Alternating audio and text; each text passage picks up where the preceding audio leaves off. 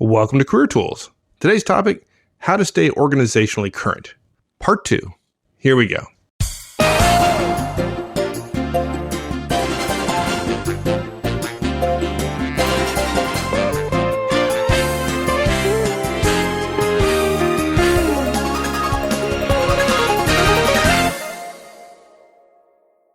Well, that's our next topic is the emails, right? So we're browsing the intranet. The second part was read all these all hands emails. Now, I think browsing the internet's the easy part. The hard part. Yeah, you're right. You're right. These flipping emails. Yeah. An extra 50 emails I have to read at the end of the day. Yeah. Oh. And they're always so exciting. I mean, right? Literally, though, don't you agree, though? In the land of the blind, the one-eyed person is king.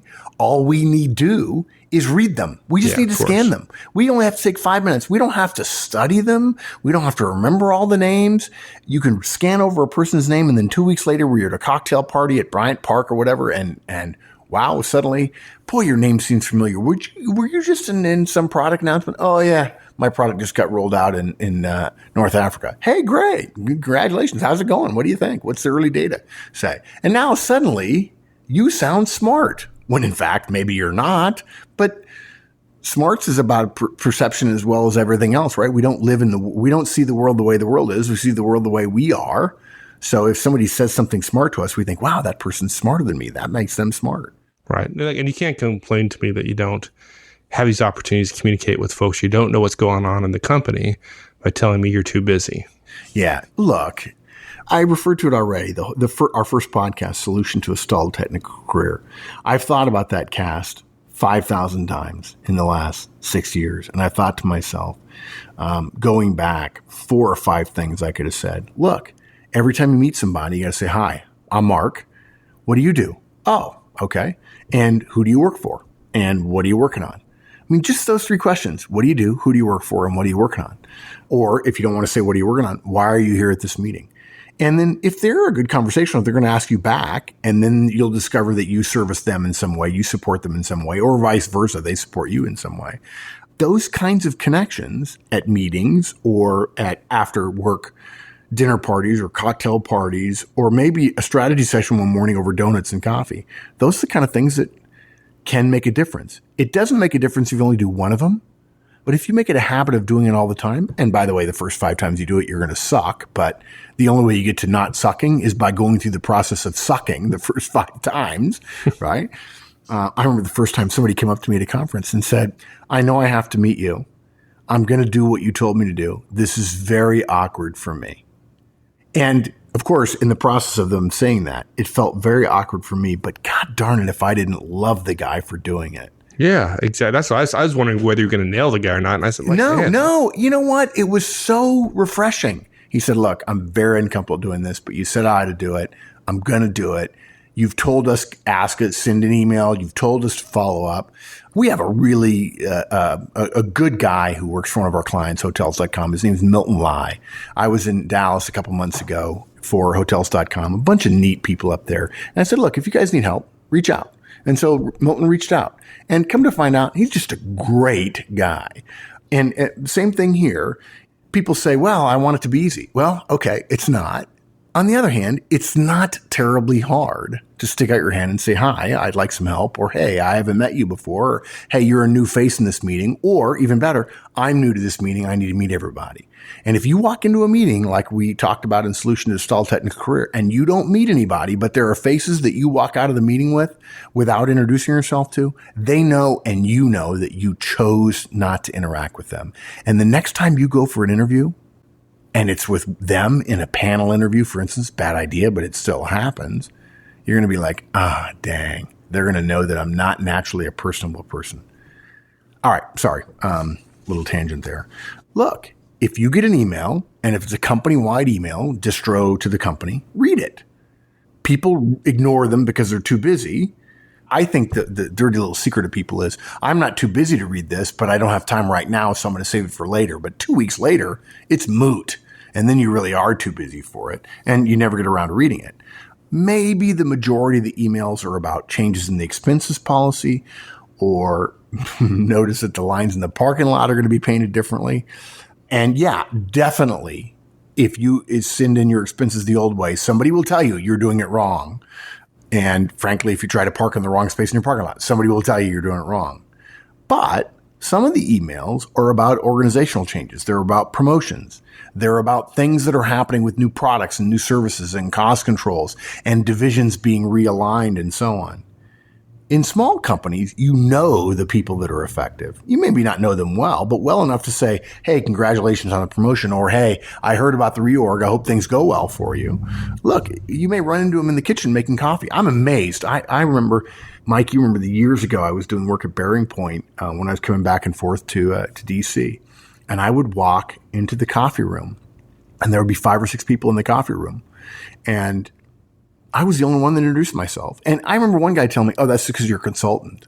And I looked at him and said, I know every single person in this room absolutely doesn't have the budget to hire me.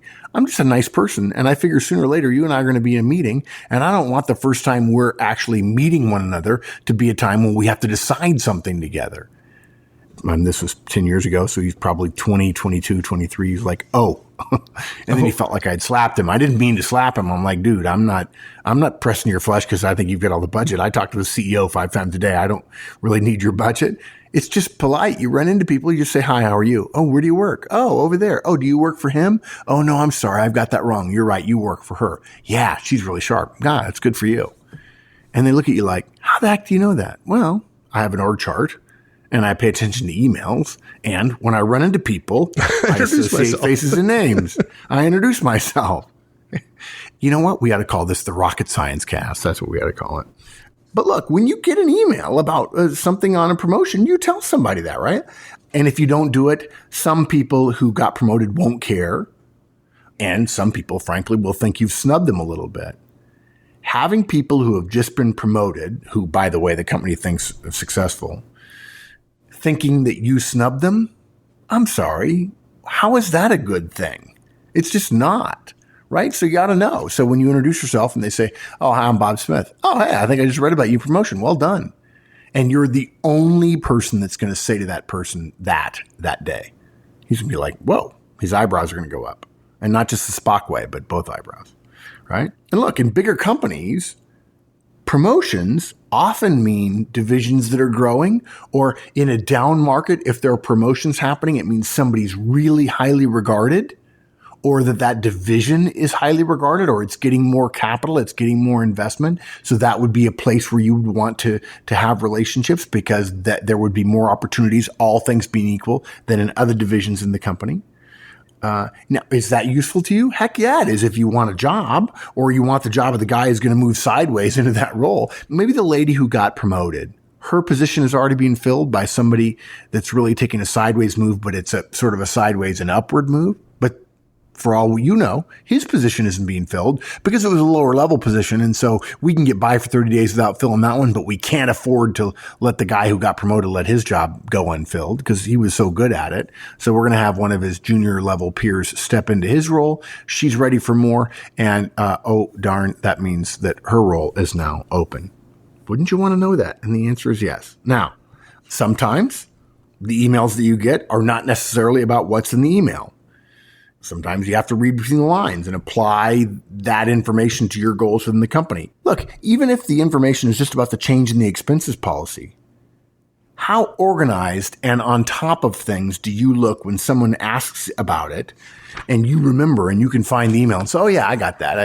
They're changing that thing. And I hate it when they take 3 extra weeks to fill out to return my expenses. And so therefore I paid attention and did it and filed it away. And when I have expenses next on my next weekly travel, I'll click on that link and I'll find it in my saved email, my operations file or whatever.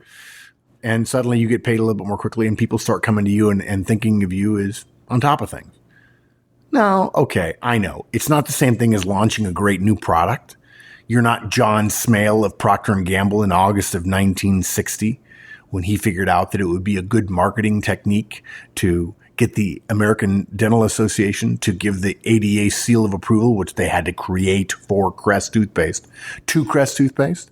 And the company was so successful, Crest was so successful, they had to stop trading in Procter & Gamble stock on the New York Stock Exchange because nobody wanted to sell it. There were only buyers and no sellers, even though there's a market maker in the well trying to make a market for it. Yeah, okay, it's not John Smale, right? Who later went on to be chairman of GM as well. And I remember that in part because I sold Crest toothpaste and I was born in August of 1960. But look, you can't wait around for the soft, easy pitch that you can hit out of the park, that anybody can hit out of the park. You have to hit singles. Okay. For you Americans who follow baseball, you have to learn how to hit singles. If you get 5 emails at the end of the day, no, we're not saying all 5 are going to be interesting. 4 are going to be dull as crap. But 1 might be worth filing away. And your brain is a lovely thing. After you get 20 or 30 emails, you're going to realize, you know what? All of the energy, all of the juice in this company is in the Asia division. And I'm in South America. Maybe I ought to start making relationships with people in the Asia division. Maybe that's where my expat role should be, not in South America. Nothing against South America, but if Asia is where the opportunities are, why would you want to be in South America?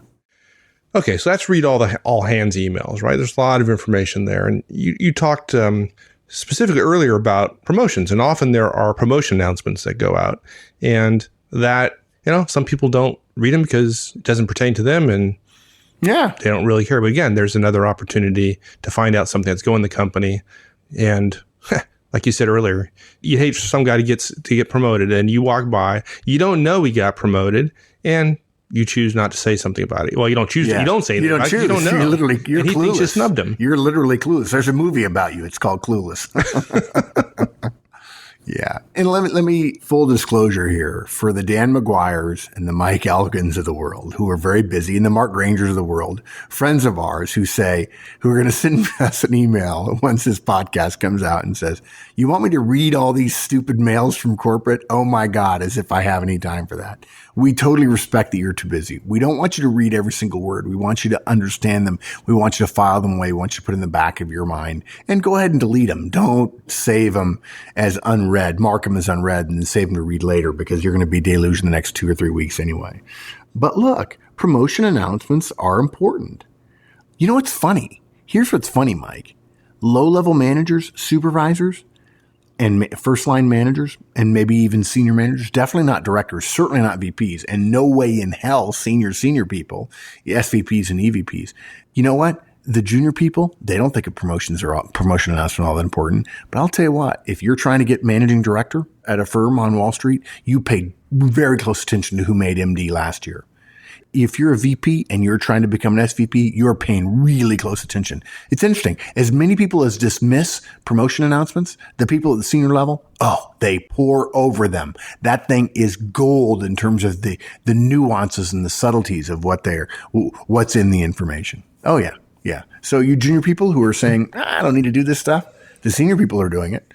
And generally, if you want to be a senior person, behave more like a senior person, which is to say, read the promotion announcements.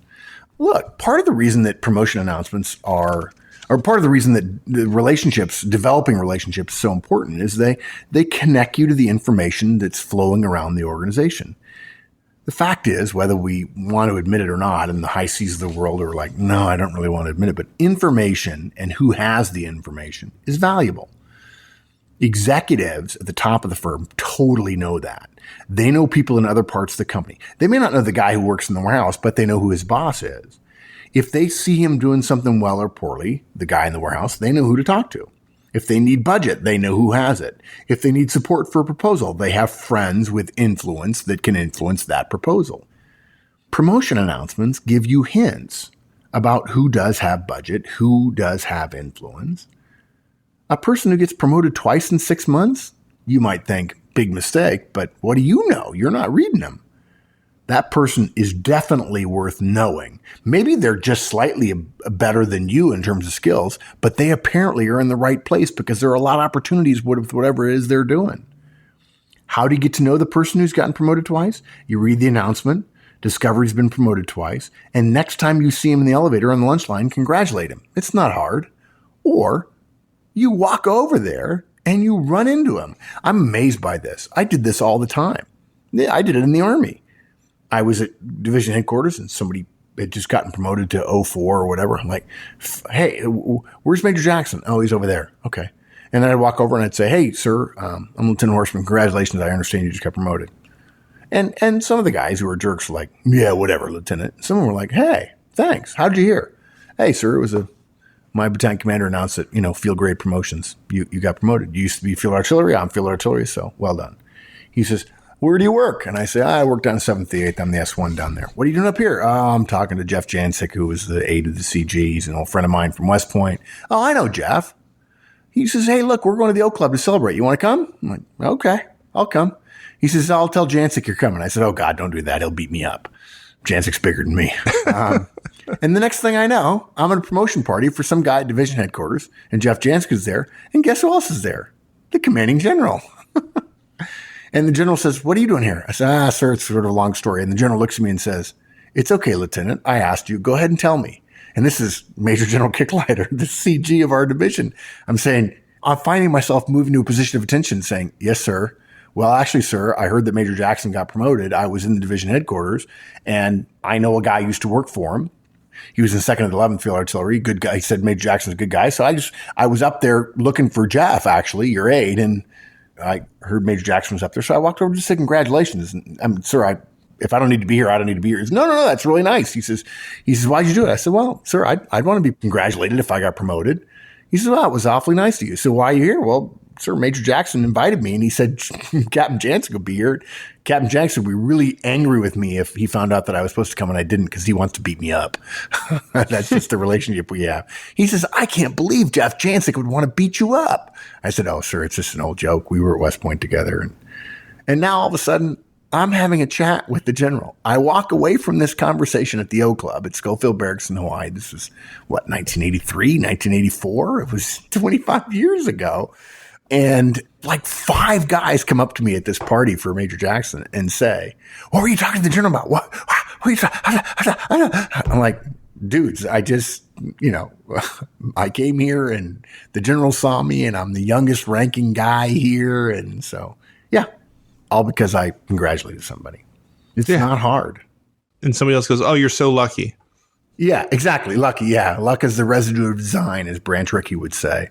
And what's funny about it is I did it because I thought it'd be nice to congratulate the guy. And when I was talking to the general, I realized this is good. And later I ended up being assigned to division headquarters, and things were easier because they knew I knew Jeff and I knew General Kicklighter. And how did I know both of them? Well, I knew Jeff from years ago, 3 or 4 years ago from school, but I knew General Kicklighter just because I had said congratulations to Major Jackson. It was a long time ago, but that stuck with me. And I was out of place at the party, but I was even more out of place afterwards in a good way because the general was talking to me and I was like, well, I was scared. I was like, oh, I'm in trouble. This is the commanding general. He's a 3-star general. I'm in trouble. I'm sorry, 2-star general. So look, executives know that these kinds of things matter, and promotion announcements give you hints about who does have budget, who has influence. It's easy to take a moment to send a note. Seriously, at least one of you ought to try a blind note to somebody who gets a promotion and say, hey, listen, I just got this. You and I haven't met, but I know your boss. Your boss is a great guy. Congratulations. Good luck in your new role. And the guy's going to write back, thanks. Wow, that's really awesome. Thanks. I appreciate that. Yeah, and they'll remember your name. Yeah. Exactly. Maybe it'll be useful sometime. Nothing wrong with having relationships in high places. Right. Okay, so look, I have all this information, though, and information without action is not worth a whole lot. So yeah, this is my favorite part of the cast. So what do I do with all this? Yeah, this is really where you turn tactics into strategy. Okay, it's no use having the information and not doing anything with it. But there are 2 fabulous ways, and this is all about the economy of relationships, the economics of relationships, and how people outperform others that are roughly equivalent in skill. That boils down to the economics of relationships. There's 2 ways you can use this information: to give others what they want and to get what you want. We have a lot of listeners that email us and say, hey, how does this guidance work in a matrix environment, right? Well, folks, if you're in a matrix environment, this cast is perfect for you. When you don't have role power, you got nothing. You got no shot, as Rossi used to say on golf announcing, right? You got no shot, right? You got to go underneath the tree and around the rock and over the lake, and it'll never happen. And then, of course, the pro golfer actually does it. You don't have any role power or very little to speak of in a matrix organization. It's all about relationships. The more people you know, the stronger, the more influence you have in a matrix organization. How do you develop relationships with people, folks? It's not rocket science. You give someone else something that they want. As an individual contributor in a matrix environment, you rely on your peers. Maybe you want a peer to check your work, right? Or maybe you want them to smooth your way through a particular process that you know they know way better than you, but it has to go smoothly for you, even though you've never done it before. Or maybe you want them to put in a good word for you on the next project he or she is working on because they're a peer of yours, but maybe they can get you assigned to a project that they seem to get better projects than you do. How much more likely are they to do this if you notice some information on the internet about them, which either helps them out of a jam or you get to congratulate them for? Maybe you notice that their plan calls for a full run-through on a Friday night, and you also know the power is going to be switched off for maintenance. That sounds pretty trivial, but it's success or failure for their run-through. Or maybe you're in the technical area and you tell one of your tech guys, hey, listen, I know there's a big product launch Friday night. I know you guys hate being here on Friday night, but the guy who's doing the product launch is actually a real good guy. If you could make sure that you guys really do a good job, there's a case of beer in it for everybody, and I'll make sure he knows that we're going to be looking out for him. Man, that's like that. Those cases of beer, they're like platinum. They're like uranium. This is incredible. And how do you know that stuff? By paying attention. A sociologist called this environmental scanning. And too many of us are overwhelmed with our work and we don't do environmental scanning. And then we can't make sense of our environment, meaning the internal organizational structure and culture and behaviors, because we're blind to it because we, quote, are too busy, unquote. Maybe the fact that you give and they're like, wow, really? You're willing to do that? Sure. Look, these are my guys. Or it's maybe Mike says, hey, Mark, look, this guy, I want to take care of this guy. Can you make sure your guys are really on top of it Friday night? I said, well, you know, my guys, they're always on top of it. And Mike looks at me and goes, yeah. But could you really? I said, yeah, look, do you need me to be here? And no, you don't need me to be here. But if you could respond quickly to their emails and texts Friday night so that they don't think like they're operating in Siberia, that'd be great. No offense to those of you in Siberia. And look, folks, when we talk about getting what you want, we're not talking about blackmailing people over information you found out. I've learned at conferences and at clients that the whole idea of getting what you want or helping other people get what they want somehow it's perceived as mendacious or it's manipulative in some fashion. Just because you have access to the HR system and you know that so-and-so is paid less than his colleagues, we're not going to encourage you to be unethical and share that information. If you want budget or if you want guidance or if you want a chance to be on a project, those are all things that it's ethical to seek based on the information you have. If you know someone has budget or the right kind of experience to give you guidance on something, or they can influence a project manager that might make a difference for you, go to that person rather than going to somebody who really probably can't help you. The relationship makes a difference in terms of their willingness or ability to help you. It's just common sense.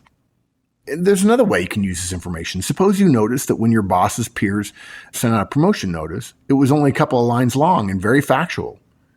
You could read between the lines in that case that person was probably a high D, or at least they communicate like a high D when they're writing. That would help you next time you need to send a status note to her, right? You're not going to be flowery. You're not going to give her every single detail. You're going to give a high-level executive summary, and if she wants more, she'll ask. On the other hand, if you notice that his emails are very long, very friendly, you might be willing to spend an extra few moments with him by showing up early at one of his meetings in order to shoot the breeze. Maybe you don't get the opportunity, but if you walk into the meeting right on time and there are 6 people in there already having a ball, you miss the opportunity to make 6 new friends. Yep. Right? We believe that the reason for having the DISC model, in terms of a way of thinking about other people's behavioral tendencies, is to be able to tailor our own behavior to make communication with other people more effective. And effective is just another way of saying getting more of what you want, assuming you're an ethical being, which we do.